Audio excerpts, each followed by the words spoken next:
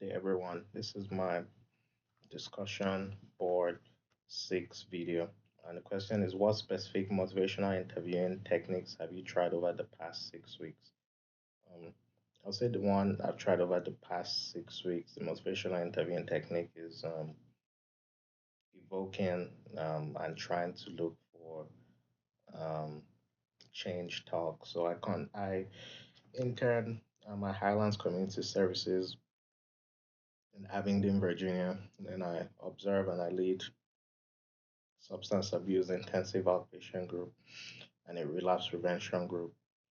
And um, in both of these groups, I guess on Mondays we do what's called moral recognition therapy. It's a 12-step program, and on Thursdays we also do moral recognition therapy. However, on Tuesdays when I'm in there, it's called processing.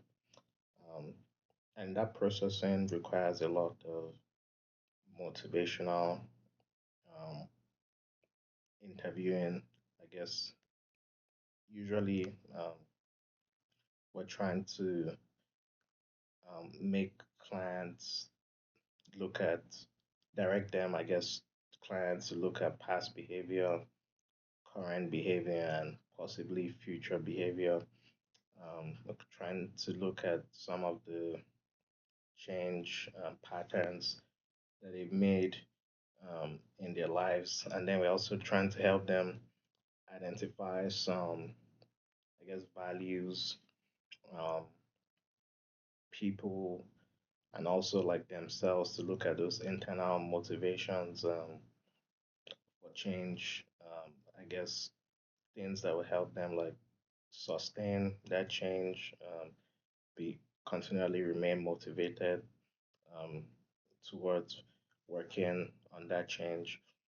And then also, I guess another aspect, which is like I guess, the expert's trap that we might have talked about earlier on, which is another aspect of evoking and other techniques in motivational interviewing. In the group setting, especially, um, you do want to avoid um, that trap of just directing clients and speaking for them and putting your values on them, because the goal of processing is not for the therapist to process their own life and situations going on with them. It's for group members to process. So, I mean, with the vocal, naturally, I guess sometimes you might try to rephrase something. You might rephrase something for a client and see if that's what they meant, or if they can make meaning of that, and then explain how that relates to them. However, you don't um, state an opinion or force an opinion on any of the group members. Yeah.